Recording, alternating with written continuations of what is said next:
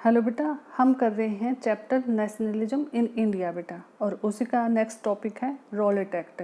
आज हम Rowlatt act के बारे में यहाँ पर देखते हैं बेटा। इसमें क्या है, देखो बेटा, पहले जब महात्मा गांधी दक्षिण अफ्रीका से आए थे तो उन्होंने यहाँ पर सत्याग्रह के लिए अपना एक विचार दिया था, क्योंकि दक्षिण अफ्रीका में उन्होंने इसी विचार के थ्रू वहाँ पर जीत हासिल की थी। वहाँ की जो रंगभेदी सरकार थी, नस्लभेदी सरकार थी, तो उसके खिलाफ उन्होंने वहाँ सत्याग्रह किया था और वहाँ पर उन्हें जीत मिली थी। और फिर वो इंडिया में आए। फिर इंडिया में देखा, यहाँ पर किसान भी बेचारे दुखी थे, मजदूर भी दुखी थे। यहीं पर महात्मा गांधी ने भी यही ऑप्शन अपनाया बेटा, सत्याग्रह वाला, और इसमें ये सक्सेस भी हुए। क्योंकि 1916, 1917, 1918 में बेटा महात्मा गांधी ने किसान और मजदूरों के हक के लिए यहाँ पर सत्याग्रह किया और जीत भी हासिल की। और फिर बेटा आगे क्या चलते हैं, हम देखते हैं नेक्स्ट रॉलेट एक्ट के बारे में बेटा। Emboldened with this success, Gandhi ji in 1999 decided to launch a nationwide satyagraha against the proposal of Rowlatt Act with 1919। क्या होता बेटा, देखो यही 1916, 17 और 18 में महात्मा गांधी जी ने किसान और मजदूरों के हक की लड़ाई के लिए सत्याग्रह किया था और अपनी जीत भी हासिल कर ली थी, वहाँ पर जीत मिल गई थी। तो उसी से उत्साहित होकर, इम्बोल्डेंट का मतलब होता है बेटा उत्साहित होना, हौसला बढ़ना। तो विथ हिज सक्सेस, अपनी जीत से उत्साहित होकर गांधी जी ने 1919 में decide to launch a nationwide satyagraha. Nationwide तो पूरे राष्ट्र में राष्ट्रव्यापी satyagraha against the proposed Rowlatt Act 1919। ये 1919 में जो रॉल्ट एक्ट पास किया गया था उसके खिलाफ महात्मा जी गांधी जी नेशन वाइड यानी पूरा राष्ट्रव्यापी सत्याग्रह आंदोलन चलाना चाहते थे। किसके खिलाफ? रॉलेट एक्ट के खिलाफ, जो कि 1919 में पास किया गया था। This act has been hurriedly passed through the Imperial Legislative Council despite the united opposition of Indian members। तो ये क्या था बेटा कि जो ये एक्ट था ये जल्दबाजी में लाया गया था। क्यों जल्दबाजी में लाया गया था? जो इंपीरियल लेजिस्लेटिव काउंसिल थी इसके द्वारा हड़बड़ी में लाया गया था एक तरह से ये, क्योंकि जो इंडियन के जो मेंबर थे वहाँ पर पूरे इसके विरोध में थे, लेकिन फिर भी उनकी नहीं सुनेगी और इसे जल्दबाजी में ये प्रस्ताव पास किया गया। It gave the government enormous power to repress political activities. ये जो बिल था इसने क्या किया, और जो अंग्रेजी हुकूमत थी ना, गवर्नमेंट अंग्रेजी हुकूमत के यहाँ पर बेटा ये इनॉर्मियस मतलब होता है बेटा बहुत ज़्यादा विशाल होता है वैसे, लेकिन इन्हें बहुत ज़्यादा मतलब पावर दे दी थी। इस बिल के थ्रू गवर्नमेंट को बहुत ज़्यादा पावर मिल जाती है टू रिप्रेस पॉलिटिकल एक्टिविटीज़। जो पॉलिटिकल एक्टिविटी राजनीतिक गतिविधियाँ होती हैं, रिप्रेस उसको कुचलने के लिए। एंड अलो डिटेंशन का मतलब होता है बेटा कैद, ठीक है, जेल या कैद of political prisoners without trial for 2 years। क्या वो बेटा ये इस रॉलेट एक्ट में क्या था, ये एक तो सरकार को बहुत ज़्यादा पावर मिल जाती है इससे, बहुत ज़्यादा। क्यों मिलती है? क्योंकि बेटा ये ना किसी भी राजनीतिक व्यक्ति को उठा के और जेल में डाल देती थी, 2 साल तक बिना मुकदमा चलाए उसके ऊपर, उसे जेल में ठूस देती थी, और जो भी राजनीतिक गतिविधियां होती थी उसको कुचल देती थी, क्योंकि इसके ये पावर मिल गई थी इस रॉलेट एक्ट आने से। तो फिर आगे क्या होता है बेटा, Mahatma Gandhi wanted non violent civil disobedience against such unjust laws. तो महात्मा गांधी क्या चाहते थे? महात्मा गांधी की एक अहिंसक सिविल डिसओबीडियंस अगेंस्ट यानी नागरिक अवज्ञा आंदोलन लाना चाहते थे। किसके खिलाफ? ये अनजस्ट लॉ, यानी ये जो अन्यायकारी लॉज लाए गए थे रॉलेट एक्ट के थ्रू, तो इसके खिलाफ एक अहिंसक तरीके से आंदोलन, जो भी नागरिक अवज्ञा आंदोलन शुरू करना चाहते थे। फिर क्या हुआ? विच वुड स्टार्ट विद ए हड़ताल ऑन 6 अप्रैल, और ये 6 अप्रैल को ये एक हड़ताल के साथ शुरू होना था बेटा। तो 6 अप्रैल को बेटा हड़ताल का दिन निश्चित कर दिया गया था। उसके बाद क्या होता है कि rallies were organised in various cities, की रैलियाँ की जाती हैं अलग अलग शहरों में। Worker went not on strike in railway workshop. जो रेलवे वर्कशॉप के वर्कर थे, कर्मचारी थे, वो स्ट्राइक पे चले गए, हड़ताल पे चले गए। एंड शॉप्स क्लोज डाउन, और जो दुकानें थी वो बंद कर दी गई। Alarmed by the popular upsurge and scared that lines of communication such as railways and telegraph would be disrupted, the British administration decided to clamp down on nationalist बेटा। तो क्या हुआ कि जो ये जन सैलाब आ रहा था, जो उभर रहा था जन सैलाब बेटा, यानी कि जो लोगों का हजूम उमड़ रहा था और लोग ज़्यादा से ज़्यादा हड़तालें कर रहे थे, हड़ताल में हिस्सा ले रहे थे, दुकान बंद कर दी गई थी। एक अफरा तफरी सी जो का माहौल देख के अंग्रेजी सरकार थी वो भयभीत हो गई थी, डर गई थी बेटा। और जो उनके ये जो संचार की जो सेवाएं थी वो बाधित होने के डर से कि भाई जो ये हमारी जो टेलीग्राफ की है और रेलवेज़ हैं, जैसे भी ये संचार सुविधाएं हैं, तो ये इनको कोई नुकसान ना हो, तो इसलिए उन्होंने जो ब्रिटिश एडमिनिस्ट्रेशन थे उन्होंने क्या किया कि उन्होंने ना जो नेशनलिस्ट थे, राष्ट्रवादी थे, उनके ऊपर शिकंजा कसना शुरू कर दिया। क्लैम्प्स डाउन होता बेटा शिकंजा कसना। Local leaders were picked up from अफसर, जो स्थानीय लीडर थे अमृतसर से उनको उठाया गया। And Mahatma Gandhi was bed from entering Delhi. Bed का मतलब होता है बेटा, बेड का मतलब होता है कि भाई वर्जित, एक तरह से बैन लगाना। तो महात्मा गांधी को दिल्ली में घुसने से मना कर दिया गया। और on 10 April the police in Amritsar fired upon a peaceful procession. और 10 अप्रैल को एक शांतिपूर्ण जुलूस निकल रहा था, तो क्या करती पुलिस, उसके ऊपर गोलियां चला देती है बेटा। तो provoking wide spread attacks on banks, post office, railway station. तो उसके फिर क्या होता है, गुस्से में आ जाते हैं बेटा लोग कि भाई जो हम तो शांतिपूर्ण जुलूस निकालते हैं, हम पे गोलियां चला दी। तो उससे भड़क के क्या करते हैं, जो आदमी क्या करते हैं बेटा, वो अटैक करने लग जाते हैं बैंक्स पे, पोस्ट ऑफिस पे, रेलवे पे, स्टेशन पे। इन पे क्यों करते हैं बेटा, बैंक, पोस्ट ऑफिस, रेलवे पे? क्योंकि ये सरकारी संपत्ति थी और लोग सोचते थे कि भाई ये अंग्रेजी सरकार की जो सरकारी संपत्ति उसको ज़्यादा से ज़्यादा नुकसान पहुंचाओ। तो उसके भड़क के ये बैंक्स, फिर पोस्ट ऑफिस, रेलवे स्टेशन पे हमले करने शुरू कर दिए। और मार्शल लॉ वाज इम्पोज्ड, और मार्शल लॉ लागू कर दिया गया अंग्रेजी सरकार द्वारा। And General Dyer took command, और जनरल डायर को इसकी कमांड दे दी गई बेटा। आगे क्या होता है बेटा, देखो। On 13 April the infamous Jallianwala Bagh incident took place. तो 13 अप्रैल को बेटा जलियांवाला बाग की जो घटना, हत्याकांड है, वो हो जाता है बेटा। On that day large crowd gathered in enclosed ground of Jallianwala Bagh. इस दिन क्या होता है बेटा कि एक जो बहुत ज़्यादा भीड़ होती है ना, भारी भीड़ गैदर्ड होती है उस ग्राउंड में, जलियांवाला बाग के ग्राउंड में बेटा। Some come to protest against the government new repressive measure. तो कुछ तो वहाँ पर जो सरकार ने बिल पास किया था, जो रोलेट एक्ट था बेटा, वो पास किया था, ये कानून जो दमनकारी कानून थे, उनके खिलाफ प्रोटेस्ट भी वहाँ पर आ गए थे बेटा। Others had come to attend the annual Baisakhi fair.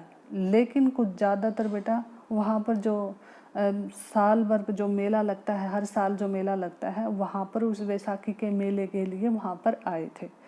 Being from outside the city, city से बाहर होने के कारण villager were unaware of the martial law. तो ग्रामीण इकट्ठे हुए थे बेटा वहाँ जलियांवाला बाग में, और उन्हें पता नहीं था कि भाई यहाँ पर मार्शल लॉ लागू हो चुका है। तो Dyer entered the area, block the exit point. तो वहाँ पर क्या होता है बेटा, जो जनरल डायर था ना, वो एंटर्ड होता है उस एरिया में और ब्लॉक द एग्जिट, और जितने भी बाहर जाने के रास्ते थे ना उनको ब्लॉक कर देता है। जितने भी पॉइंट्स होते हैं बाहर जाने के उनको ब्लॉक कर देता है। And open fire on the crowd, और उस पर गोलियां चलवा देता है बेटा क्राउड पे, भीड़ पे। एंड किलिंग हंड्रेड्स, और मतलब कई सौ आदमी इसमें मारे जाते हैं बेटा। His object as he declared later was to produce a moral effect to create in minds of satyagrahis a feeling of terror and. बाद में वो स्वीकार करता है कि वो बताता है कि भी वो एक डर और भय सत्याग्रहियों के मन में पैदा करना चाहता था, कि वो सत्याग्रहियों के मन में डर, ऐसा करके डर और भय पैदा करना चाहता था जिससे एक नैतिक प्रभाव उत्पन्न हो जाए बेटा। ये समझ में नहीं आता उनका क्या लॉजिक था। तो बेटा इस टॉपिक में यही है कि 13 अप्रैल को लोग वहाँ पर बैसाखी का जो मेला लगता था, हर साल मेला लगता था, गांव से लोग आए हुए थे, वहाँ पर इकट्ठे थे, उस मेले में आए थे बेटा। और उन्हें पता भी नहीं था कि मार्शल लॉ लागू है। लेकिन कुछ होंगे इक्का दुक्का जो भी आदमी, कुछ आदमी भी होंगे बेटा जो वहाँ पर जो ये कानून है इसके खिलाफ भी प्रोटेस्ट करने के लिए थोड़े बहुत आ गए होंगे बेटा। तो जो जनरल डायर था बेटा, उन्होंने किया कि वहाँ पर आता है अपने सैनिकों को गन लेके, और सारे जितने भी बाहर जाने के रास्ते होते हैं उनको ब्लॉक कर देता है पहले, और फिर भीड़ पर वो गोलियां चला देता है, जिससे कि बहुत सारे लोग वहाँ पर मर जाते हैं बेटा। और कुछ वहाँ पर एक कुआं होता है, उसमें भी वो कूद जाते हैं उन गोलियों से डर के बेचारे। तो वहाँ पर बच्चे भी होते हैं, बूढ़े भी होते हैं, महिलाएं भी होती हैं, सभी मेले में तो हर प्रकार का व्यक्ति होता है बेटा। तो जनरल डायर ने ऐसी क्रूरता की थी कि उन पर निहत्थे लोगों पर गोलियां चलवा दी थी जाके, जबकि बेचारों को ये भी नहीं पता था कि यहाँ मार्शल लॉ लागू हुआ है। तो बाद में क्या हुआ कि जनरल डायर कहता है कि मैं तो ऐसा करके कि सत्याग्रह जो कर रहे थे या जो विद्रोह कर रहे थे, इस रॉलेट एक्ट का जो भी वो कर रहे थे विरोध, तो उनके मन में एक डर और पैदा करना चाहता था, ताकि उनके मन में एक नैतिक प्रभाव उत्पन्न हो। यानी वो ऐसे सोचें कि भी हमारी वजह से जैसे कि भी ये हत्याएं हो गया, ऐसे उसका सोचना था बेटा जनरल डायर का।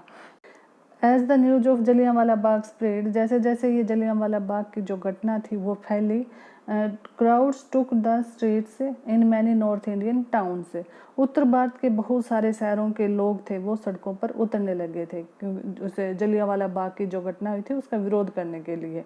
देवर strikes, clashes with the police and the attacks on government building, उन वो हड़ताल करने लग गए थे, पुलिस के खिलाफ उन्होंने मोर्चा संभाल लिया था। अटैक्स ऑन गवर्नमेंट बिल्डिंग, और सरकारी जो भवन थे, इमारतें थी, उन पर हमला करने लग गए।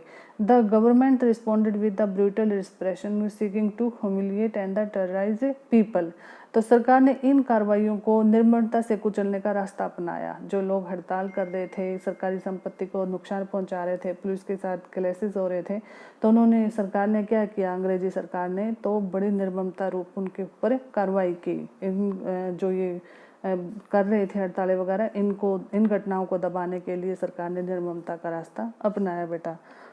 तो नेक्स्ट क्या है, satyagrahis were force to rub their noses on the ground, और सत्याग्रह जो करने वाले थे उनको फोर्स किया कि जमीन पे नाक रगड़ो, क्रॉल और ऑन द स्ट्रीट, उसमें गलियों में घसीटना, उनको घसीटे गए, घसीट कर चलने। एंड डू सलाम या सैल्यूट जो टू ऑल साहिब्स, और जितने भी साहिब थे उनको सैल्यूट करो, सलाम करो। पीपल वर फ्लॉग्ड एंड विलेजेस, क्या है, पीपल वर फ्लॉग्ड, फ्लॉग्ड होता है बेटा कोड़े, कोड़े मारना, तो लोगों को कोड़े मारे गए। Villages around Gujranwala in Punjab now in Pakistan were bombed, जो गांव थे बेटा, खासकर गुजरांवाला जो गांव था उसमें जो पंजाब जो पाकिस्तान में है वहाँ पर बम फेंके गए। Seeking violence spread, Mahatma Gandhi called off the movement, तो इस जो वायलेंस ये बढ़ रही थी, इस वायलेंस को बढ़ते देखकर महात्मा गांधी ने ये मूवमेंट थी वो जो था वो वापस ले लिया था अपना बेटा।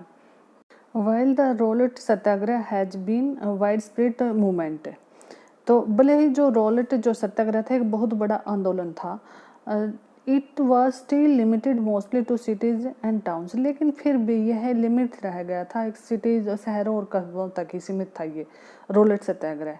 Mahatma Gandhi now felt the need to launch a more broad based movement in India, और महात्मा जी क्या चाहते थे कि पूरे भारत में और भी ज़्यादा जनाधार वाला, इससे भी बड़ा आंदोलन वो खड़ा करना चाहते थे इंडिया में, कि ये सत्याग्रह जो रोलेट जो सत्याग्रह था वो तो शहरों और कस्बों तक ही सीमित था, लेकिन महात्मा गांधी क्या चाहते थे कि सब और बड़ा इसमें जन आंदोलन बने ये, और गांव तक ये आंदोलन जाए, गांव के लोगों तक ये पहुंचे। तो ऐसा ब्रॉड बेस्ड मूवमेंट वो लाना, एक आंदोलन खड़ा करना चाहते थे इंडिया में Mahatma Gandhi. But he was certain that no such movement could be organised without bringing the Hindus and Muslims close together, तो लेकिन ये मुमकिन नहीं था कि जब तक हिंदू और मुस्लिम जो हैं वो एक दूसरे के नज़दीक लाए बिना ये मुमकिन नहीं था। One way of doing this he felt was to take up Khilafat issue, तो एक तरीका सूझा उन्होंने कि भाई जैसे खिलाफत का इशू लाकर वो एक दूसरे जो मुसलमान और हिंदू उनको नज़दीक ला सकते हैं खिलाफत के इशू पर। The first world war had ended with the defeat of Ottoman Turkey. जो फर्स्ट वर्ल्ड वॉर हुआ था उसमें क्या हुआ था कि जो ऑटोमन तुर्की था उसकी हार हो गई थी फर्स्ट वर्ल्ड वॉर में। And there were rumours that a harsh peace treaty was going to be imposed on the Ottoman Emperor, the spiritual head of Islamic world, the Khalifa। तो अफवाहें ये फैल रही थी कि भाई क्योंकि वो ऑटोमन तुर्की जो था वो फर्स्ट वर्ल्ड वॉर में हार चुका था, और अफवाहें ऐसी फैलाई जा रही थी कि भाई उस जो तुर्की का जो सम्राट है या खलीफा है उसके ऊपर है ना जो शांति की जो एक वो होती है बेटा शांति संधि है, वो एक सख्त शांति संधि थोपी जाएगी ऑटोमन तुर्की के ऊपर। ये जो कि खलीफा था बेटा, और वो खलीफा कौन होता था? वो था spiritual head of Islamic world, यानी जो जितने भी वर्ल्ड में जितने भी मुस्लिम हैं उनका एक स्पिरिचुअल हेड था, आध्यात्मिक गुरु मानते थे वो खलीफा को। ठीक है बेटा।